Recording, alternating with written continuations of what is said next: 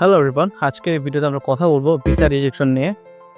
ইতিমধ্যে আমাদের কাছে অনেক স্টুডেন্ট রিচ আউট করেছেন যারা অস্ট্রেলিয়া, নিউজিল্যান্ড, ইউএসএ এবং ইউরোপের অনেক কান্ট্রিতে তারা ভিসা রিজেকশন পেয়েছেন জানুয়ারি, ফেব্রুয়ারি ইনটেকের জন্য।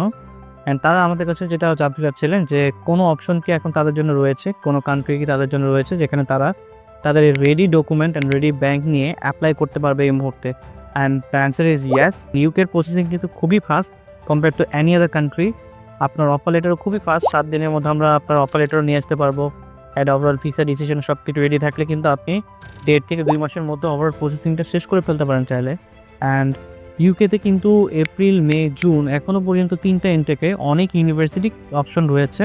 হয়তোবা আপনাদের সব সাবজেক্ট অ্যাভেলেবেল থাকবে না, তাই আমি আপনাদেরকে বলবো অবশ্যই আমাদের সাথে যোগাযোগ করতে অ্যান্ড আমাদের কনসালটেন্টের সাথে আপনার প্রোফাইলটি শেয়ার করে একটা বেস্ট অপশন বের করে নিতে।